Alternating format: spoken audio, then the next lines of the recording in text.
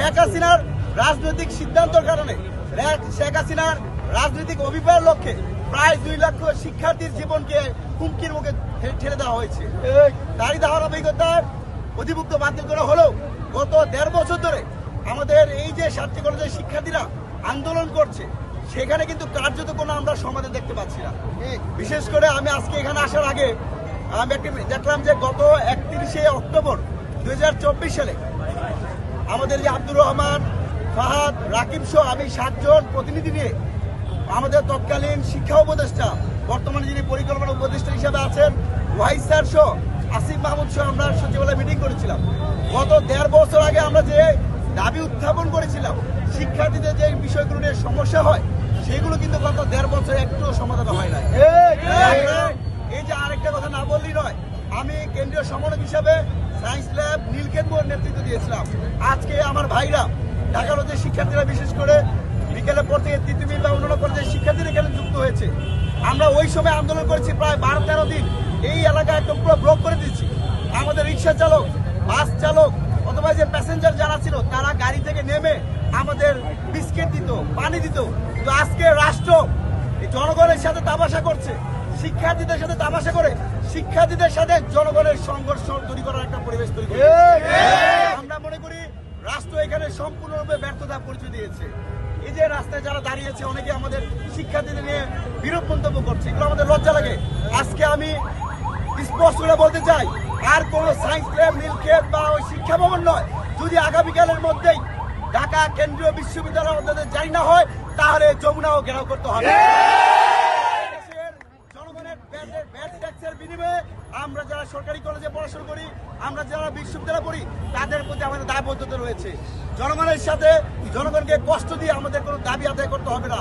কিন্তু এই যে গত 1.5 বছর ধরে প্রায় 2 লক্ষ শিক্ষার্থীদের জীবন নিয়ে, 2 লক্ষ শিক্ষার্থীদের শিক্ষা জীবন নিয়ে যারা 6-9 করছে, যারা ওই হ্যাঁ রোডে বসে এসি রুমে থাকছে, যারা যমুনাতে প্রোটোকলে থাকতেছে, সেই উপদেষ্টাদের ঘুম কিন্তু আমরা আরাম করে দিব।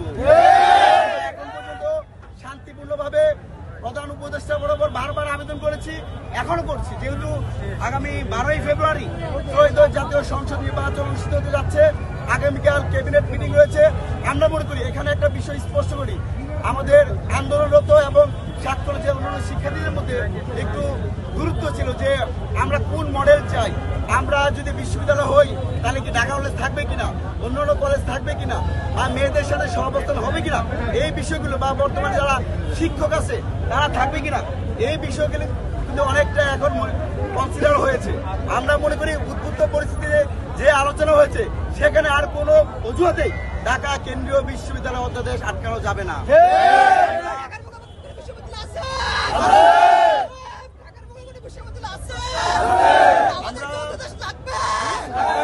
আমরা বাংলাদেশ ছাত্র অধিকার পরিষদের পক্ষ থেকে এবং আমি ঢাকা কলেজের শিক্ষার্থী হিসেবে সকাল 10টা থেকে এখন পর্যন্ত যে সকল শিক্ষার্থীরা তাদের প্রাণের স্পন্দন, শিক্ষার্থীদের অধিকারের জন্য যারা রাজপথে দাঁড়িয়েছে, ব্লকেট করেছে, তাদেরকে সাধুবাদ জানাই। একই সাথে আমি মিডিয়ার ভাইদের সামনেই আন্দোলনকারী আমার ছোট ভাইদের প্রতি অনুরোধ জানাই, এই যে দেখেন, আমরা আমাদের স্পষ্ট সরকারের সাথে আমাদের দাবি, সরকার আমাদের দাবি মেনে নিবে।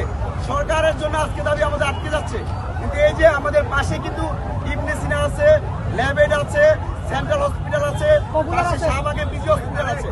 ঢাকার গুরুত্বপূর্ণ একটা প্রাণকেন্দ্র সায়েন্স ল্যাবে আমরা যদি সকাল থেকে সারা রাত, সারাদিন পর যদি আমরা ব্লকেট করে রাখি, তারা যারা অ্যাম্বুলেন্স নিয়ে আসতেছে, জরুরি কাজ করতে চাচ্ছে, তাদের জন্য বাধা হবে। সেক্ষেত্রে আমি সবার মধ্যে অনুরোধ জানাচ্ছি, আমরা যেন সন্ধ্যার আগেই এই সায়েন্স ল্যাব ব্লকেটটা উঠাই না হয়, এবং একই সাথে যদি আগামীকাল ক্যাবিনেটে অধ্যাদেশ জারি না হয়, তাহলে আপনাদের সাথে আমি সাথে থেকে যমুনাও গেলার জন্য আমি সেখানে